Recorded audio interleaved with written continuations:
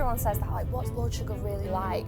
And truthfully, what you see is what you get. We'll WhatsApp me, I'll WhatsApp him, we'll email like your each plans other. for the weekend? Yeah, like, how you doing? Just tell them a selfie. So obviously we're getting married in a few weeks. Lord Sugar is invited. And we've invited Karen and Tim as well. Listen, Loser's Calf is a ropey Were you in there a lot? I think I was in there about 3 times. Well, I only went once. Why did you and Lord Sugar part ways?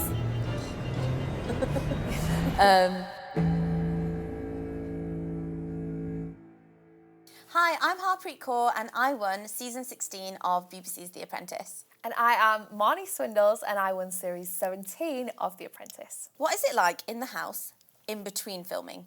It is surprisingly a good vibe. I think people think that we would be at each other's throats because obviously in the process you are at each other's throats, but there is a massive sense of camaraderie and understanding that you're kind of all in the trenches together. And I think on those down days people are just so relieved to not have a task. So it's not as bad as people think. I think we definitely keep the heat and the competitiveness on screen. Yeah, I agree. I feel like, I mean, we've got some great friendships that have come out of the show, and I really enjoyed those moments in between filming because I feel like that's when your bond grows, and to get through the tasks, I'm sure you'll agree, you have to work as a team. Yeah. So you kind of got to know each other a little bit.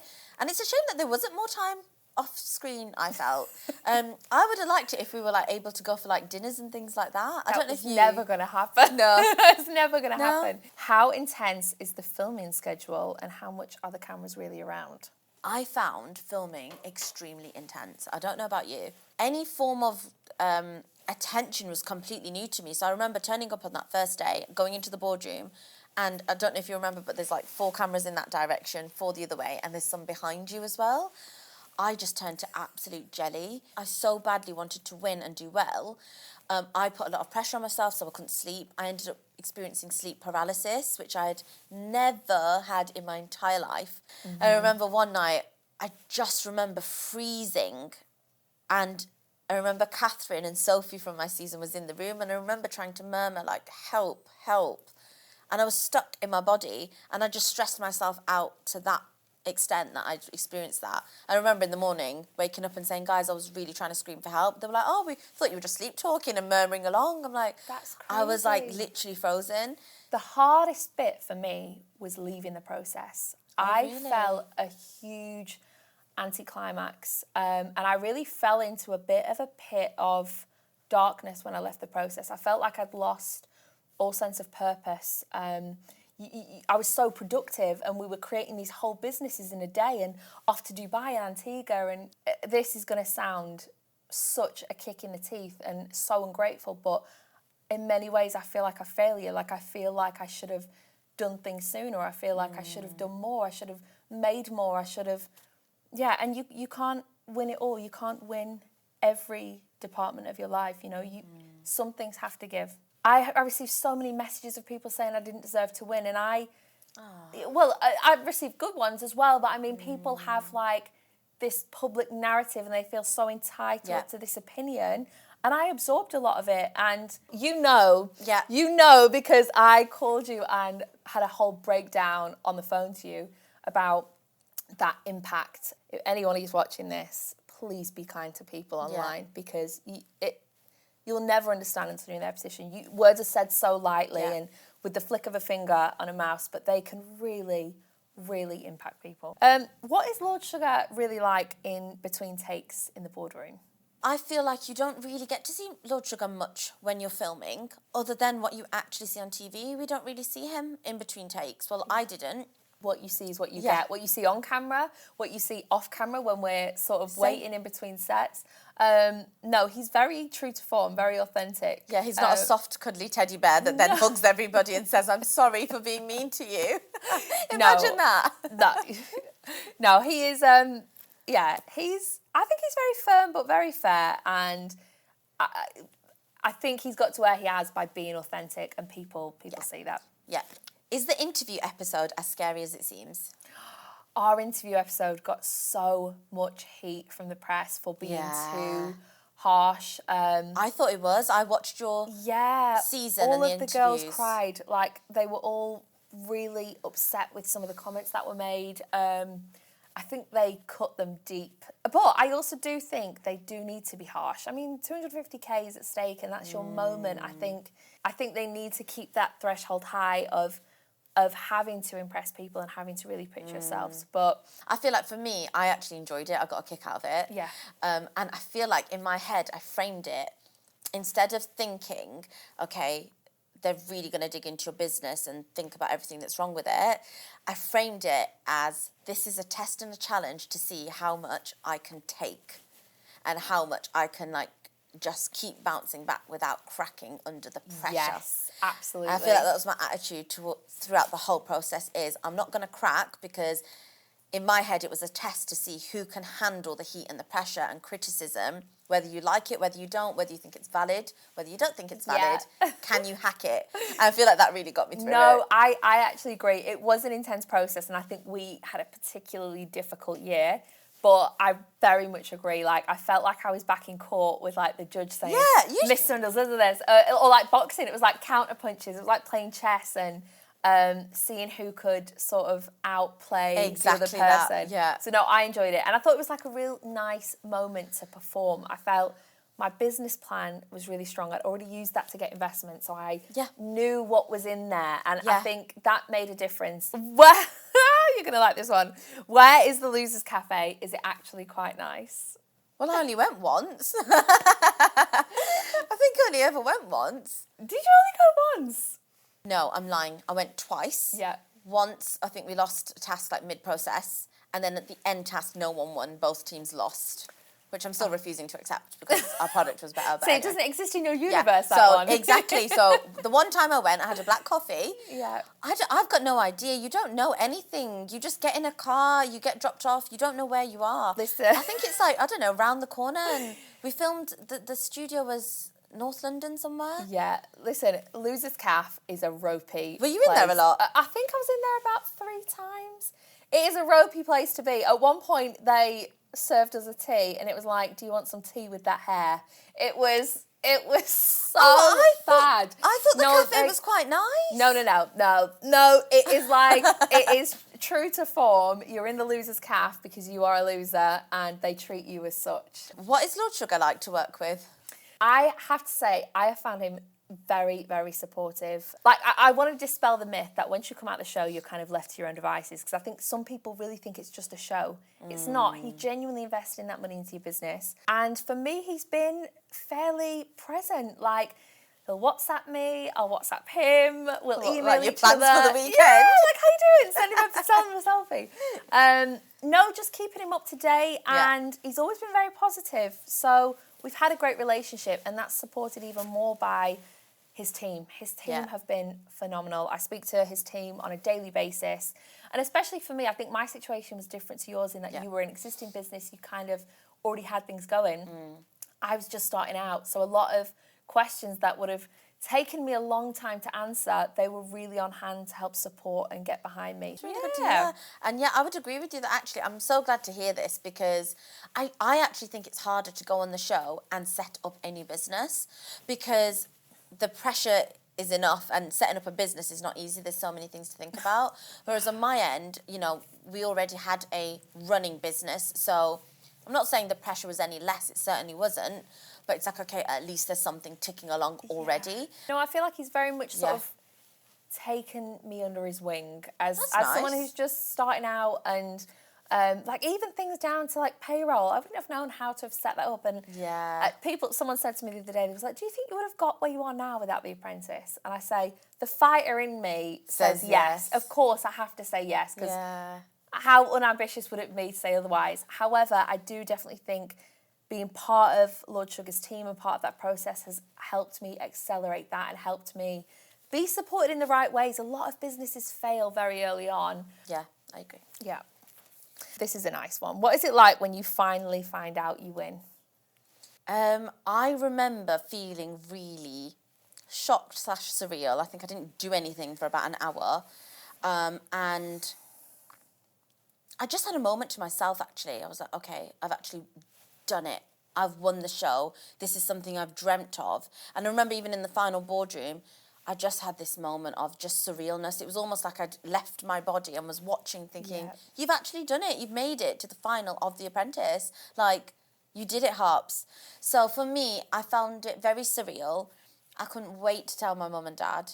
I was actually really proud of myself. I thought, you know what? You did it. Oh. Because I feel like in business, when you're a business owner, when you're in a job, you've got a boss, you've got a manager, and they give you feedback. But when you're in business, it's a lonely place. And I even had a business partner. I had my sister as well, so we keep each other going. But still, it's quite a lonely place where you don't get to really measure your success or celebrate. Hang on, I'm actually quite good at things. Yeah. Honestly, I could cry thinking about that moment because it was everything you've just said is the same. It was such a powerful moment and a punch in the face of like, okay, yeah, you did that.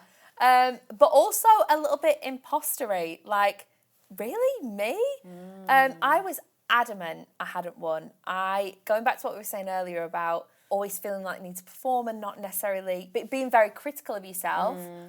In that final boardroom, I was thinking, I should have said this, I should have said that. And in between takes, I came out of the boardroom and I was just a hot mess. So much so that Lord Sugar walked past me at one point when I was having full meltdown. I even had a nosebleed. Never had a nosebleed in my life. I just came out and was just instantly filled with regret, thinking, I should have said more. Why didn't I do more? I should have done this. And he walked past me and he goes, Marnie, you need to chill out. Aww. And looking back now in hindsight, I think that was him having made up his mind and giving you saying, reassurance. like, it's okay.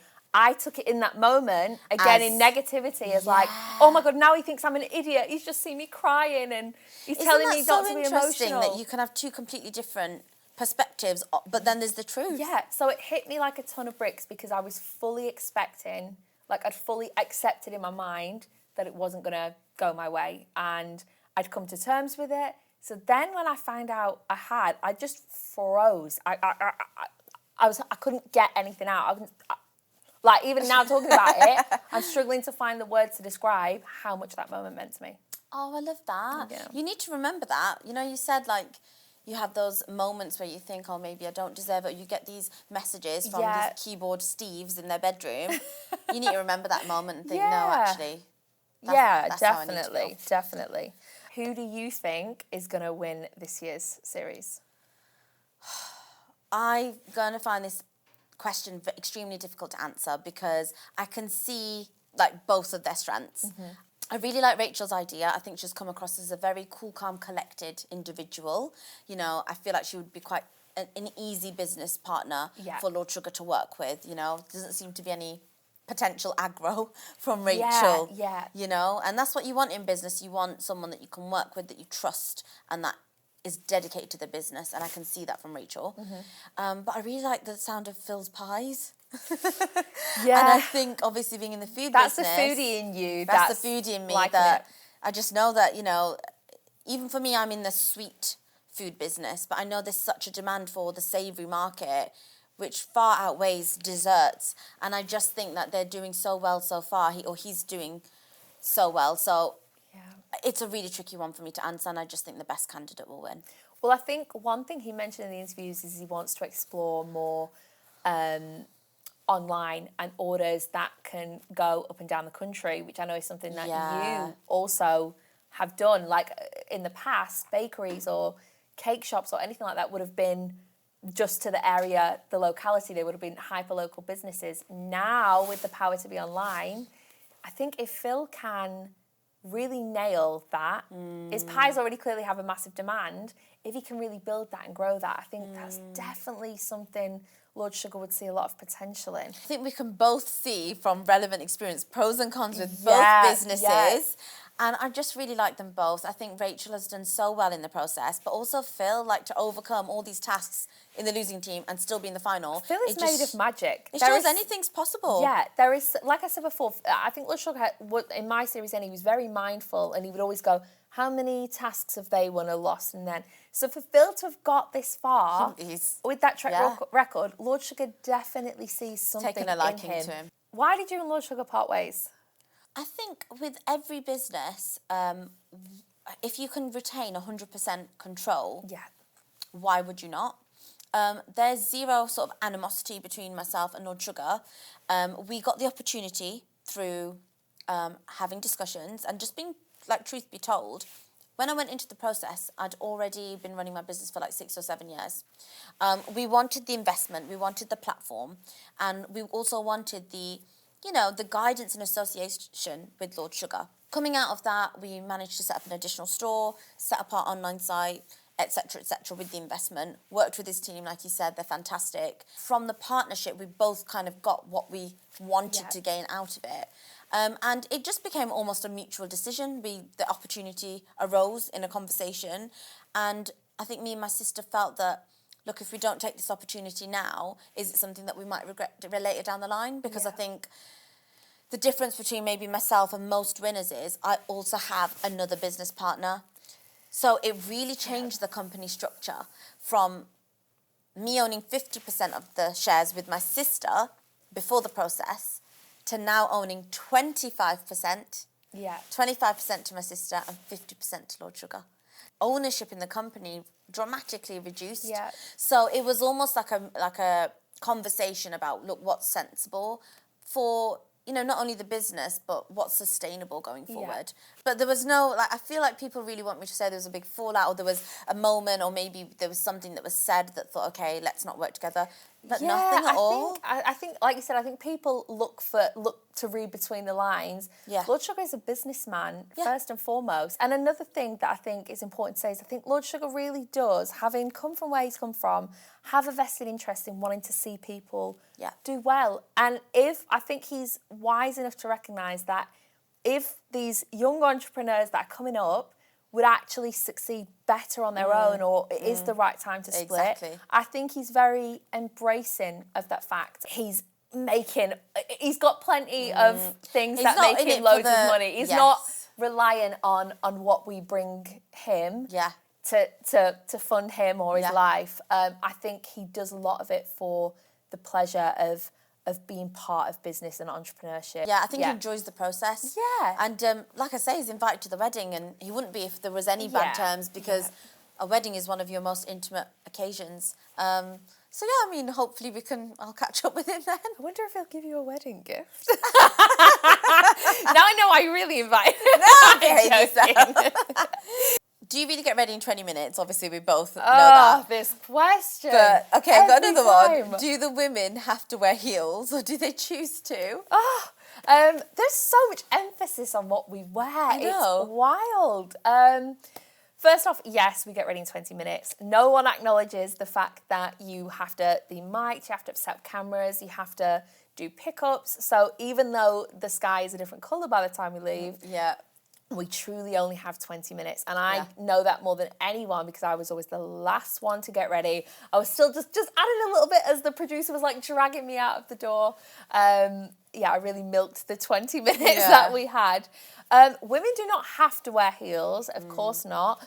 But I think my take on it all is whenever you feel like you're empowered and you're looking good and you walk into a room and you own it and you feel your best self, that translates into everything you do. If I feel like I look nice, I speak more powerfully. I bring that presence. So I opted for heels. Even in Brighton, when we traipsed around looking for items for hours on end, did the whole thing in heels. I've just remembered, I'm quite proud of myself. I did actually wear flats on task 3. So you're a smart lady, Harpreet. Yeah, for no particular reason other than I thought they looked cute in the outfit. Yeah. So, we got a lot of heat for wearing brightly coloured suits and it's like, who's counting? How does the fabric on my back in any way affect my capabilities or competency? Like, give me a break, boring. Quick fire, how has your life changed since winning The Apprentice?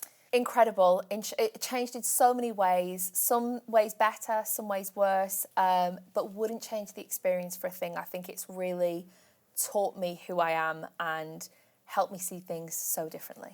Love that. Agreed. It's been life transformational and I'm so excited. I've even got my own radio show now with BBC Asia Network and I just think we both have so much to look forward to. Yeah.